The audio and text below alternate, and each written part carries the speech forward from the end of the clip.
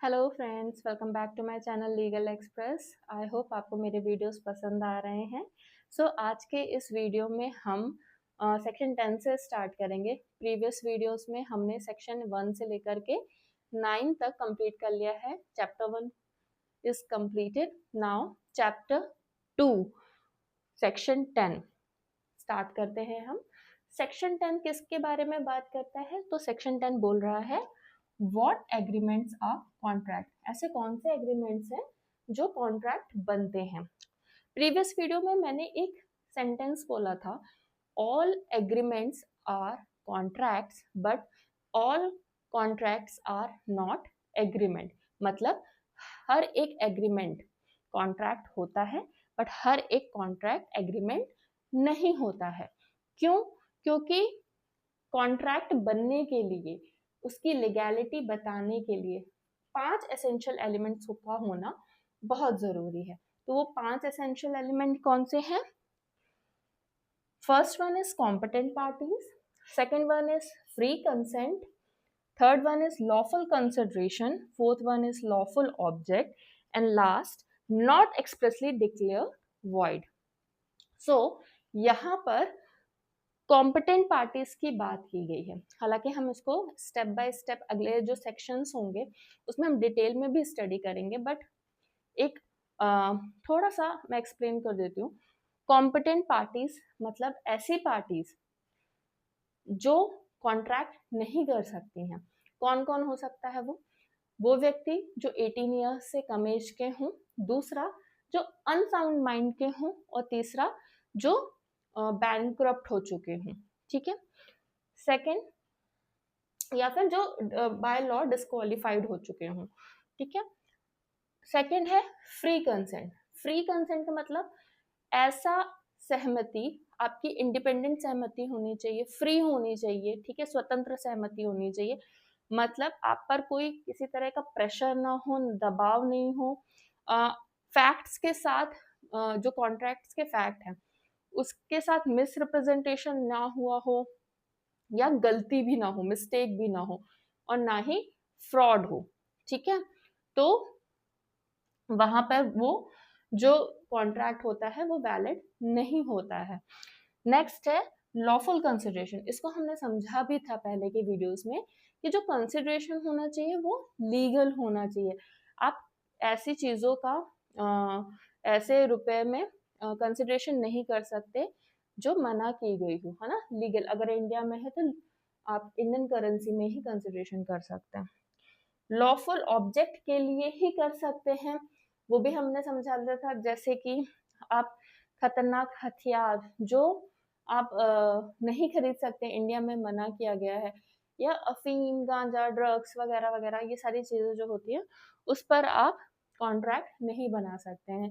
And lastly not expressly declared void, और उन सभी चीजों को जिन्हें बाय लॉ वॉइड करार दिया है, वॉइड कहा गया है ना, शून्य करार पहले से ही मना करके रखा है, उन सभी चीजों पे कॉन्ट्रैक्ट नहीं हो सकता है। सो सेक्शन 10 जो है ये हमारा इंडियन कॉन्ट्रैक्ट का हार्ट भी बोला जाता है इसको। तो ये बहुत इंपॉर्टेंट है क्योंकि अब हम आने वाले सेक्शंस में इन्हीं एलिमेंट्स को वन बाय वन अच्छे तरीके से एक्सप्लेन करके पढ़ेंगे। सो फ्रेंड्स, नेक्स्ट सेक्शन में जंप करने के पहले हम एक लैंडमार्क केस देख लेते हैं। बाल्फो वर्सेस बाल्फो, ये 1919 का केस है। इसमें एक बहुत इंपॉर्टेंट जजमेंट निकल कर आया था। यहाँ पर मिस्टर बाल्फोर और मिसेस बाल्फोर ये हस्बैंड वाइफ थे। ये अपनी छुट्टियां बिताने के लिए श्रीलंका से इंग्लैंड घूमने गए थे। ठीक है। अब वहां पर जाकर के मिसेस बालाफोर की तबीयत खराब हो जाती है और वो वापस श्रीलंका नहीं लौट पाती हैं। मिस्टर बालाफोर उनको ओरली स्पोकनली, ठीक है, उनको ये प्रॉमिस करते हैं कि वो हर मंथ उन्हें भेजेंगे उनके मेंटेनेंस के लिए। अब कुछ समय बाद जो है थोड़ा कड़वाहट आती है। मिस्टर बालाफोर जो है वो मिसेस बालाफोर वहां के कोर्ट में दावा करती हैं कि इन्होंने एक मौखिक रूप से एग्रीमेंट किया था। तो यहाँ पर ये फैसला आता है निचली अदालत में कि यहाँ पे मिस्टर बॉलोफोर जिम्मेदार होंगे मेंटेनेंस देने के लिए। लेकिन फिर मिस्टर बॉलोफोर वही इंग्लैंड की हाई कोर्ट में अपील करते हैं और वहां पर एक बहुत इम्पोर्टेंट जो है डिसीजन आता है, जो हम कह सकते हैं कि हमारे कॉन्ट्रैक्ट में एक और एलिमेंट जोड़ देता है, एसेंशियल एलिमेंट जोड़ देता है। वो ये है कि हस्बैंड वाइफ का रिलेशन या कोई भी घरेलू रिलेशन पे कॉन्ट्रैक्ट हो, है ना, तो ये जरूरी नहीं है, हम राजा का हुक्म जो है, किंग्स रिट जो है, घर घर में नहीं घुसेड़ सकते हैं। यहाँ पर इंटेंशन होना चाहिए आपके कॉन्ट्रैक्ट के लीगल बाइंडिंग का, ठीक है। तो यहाँ पर इंटेंशन जो है कि आपको कॉन्ट्रैक्ट करना है, ये एक इम्पॉर्टेंट एलिमेंट इस केस से निकल कर आता। तो ये एक बहुत इंपॉर्टेंट केस है। So please remember this case, Balfour versus Balfour. अब हम जंप करेंगे हमारे सेक्शन 11 में। सो फ्रेंड्स, सेक्शन 11 जो है वो बात करता है who are competent to contract. वो कौन से व्यक्ति हैं जो कॉन्ट्रैक्ट के लिए सक्षम हैं, ठीक है। तो उसमें आते हैं सबसे पहले मेजर। मेजर मतलब ऐसे पर्सन्स जिनकी एज जो है वो 18 से ज्यादा है, मतलब वो वयस्क हो। दूसरा, साउंड माइंड के हों। साउंड माइंड के मतलब कोई भी पर्सन जो सही गलत, मतलब जिनका दिमागी रूप सही तरीके से चल रहा हो, ल्यूनेटिक ना हो, ऐसे व्यक्ति ही कॉन्ट्रैक्ट कर सकते हैं। तीसरा है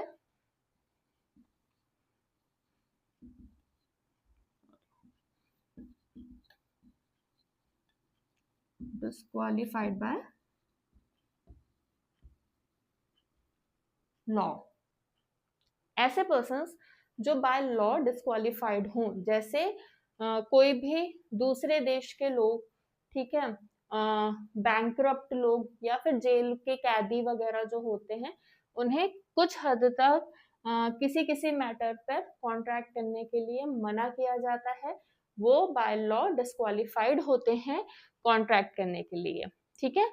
तो ये जो है 3 एलिमेंट्स हो गए। अब इसमें एक बहुत जरूरी इंपॉर्टेंट केस भी आता है जो एक्सप्लेन करता है एज को, ठीक है। केस है हमारा मोहरी बीवी वर्सेस धर्मदास घोष। ये हमारा 1895 का केस है। इसमें हमारे प्लेंटिफ धर्मदास घोष जो 18 साल से कम उम्र के व्यक्ति थे, इन्होंने अपनी संपत्ति कुछ हिस्सा गिरवी रख करके कलकत्ता के एक महाजन से 20,000 रुपए का लोन लिया। जो वो महाजन थे, उनके जो वकील थे, उन्होंने एक डीड पर इन्हें साइन करने को कहा कि वो मतलब कब तक वापस करेंगे, ऐसा। अब धर्मदास घोष की माता के मम्मी के जो वकील थे, उन्होंने एक लेटर लिख करके महाजन के वकील को ये भी सूचित किया कि धर्मदास घोष जो है वो अभी नाबालिग हैं। लेकिन उसके बावजूद भी उन्होंने, जो सेकंड पार्टी थी, उन्होंने डीड पे साइन करा करके उन्हें 10,500 रुपए की जो एक इंटरिम अमाउंट होता है वो दे दिया। अब कुछ समय बाद, कुछ टाइम पीरियड बाद, धर्मदास घोष जो थे वो कोर्ट गए और उन्होंने उस डीड को कैंसिल करने के लिए कहा, ठीक है। जो महाजन थे, उनका नाम ब्रह्मदत्त था, ठीक है।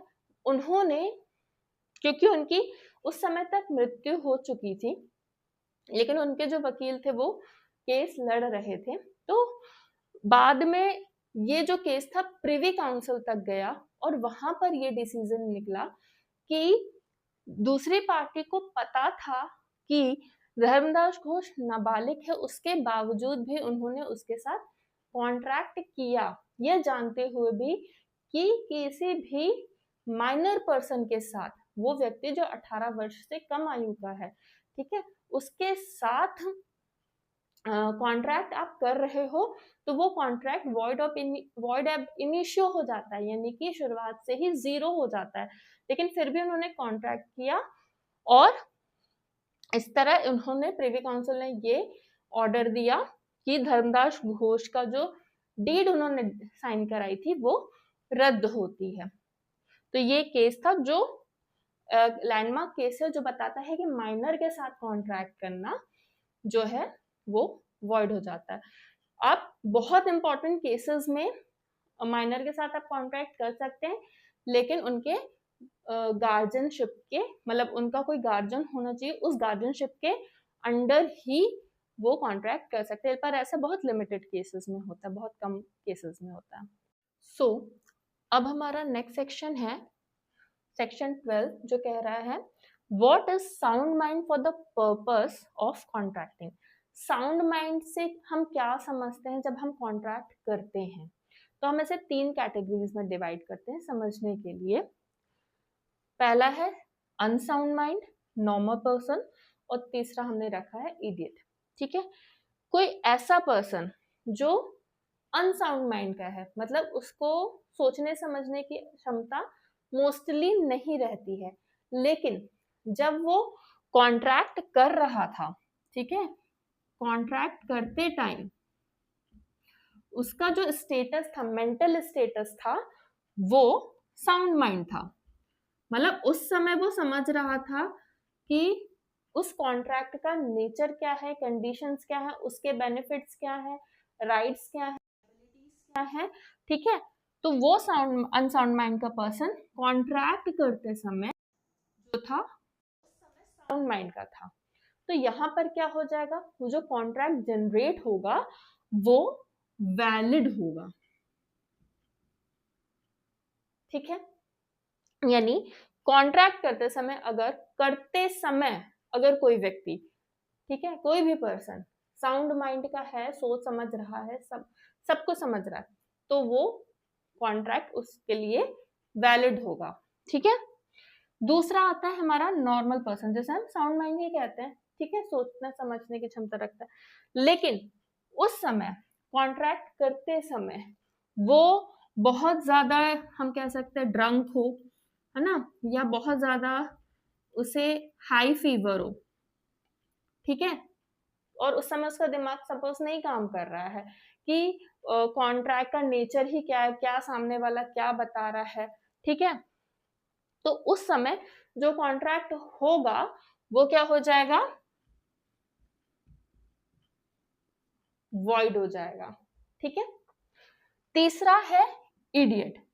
इडियट मतलब जो हर वक्त कोई भी यहाँ पर ये वैसा नहीं है कि हम जो हंसी मजाक में इडियट बोल देते हैं सामने वाले को। इडियट एक लीगल शब्द में ही आता है, ये बोलना एक क्रिमिनल एक्ट की तरह माना जाता है। अगर कोई पर्सन इडियट नहीं है, इडियट यहाँ मतलब जो हर वक्त 24 घंटे, है ना, अपना दिमाग से काम नहीं कर पा रहा है, जिसमें सोचने समझने की क्षमता नहीं है, सही गलत क्या है कुछ नहीं समझ पा रहा है, और वो उसी प्रकृति का है हमेशा से, है ना, तो यहाँ पर जब वो रहेगा वो अनसाउंड माइंड का ही रहेगा हमेशा। यहाँ पर जब वो कॉन्ट्रैक्ट कर रहा है अनसाउंड माइंडनेस में, वो कॉन्ट्रैक्ट भी क्या हो जाएगा, वॉइड हो जाएगा। ठीक है, यानी कि कॉन्ट्रैक्ट करते समय उस पर्सन का मेंटल स्टेटस क्या है, हम ये देखते हैं। सेक्शन 13 यहाँ एक्सप्लेन कर रहा है कंसेंट को। ठीक है, कंसेंट डिफाइन यहाँ पर ये कहा गया है, जब कॉन्ट्रैक्ट बनता है तब दोनों पार्टीज सेम चीज पर, सेम सेंस पर एग्री करते हैं, तभी वो कंसेंट होता है। ठीक है, बहुत सिंपल सी चीज है, सेम थिंग पर, सेम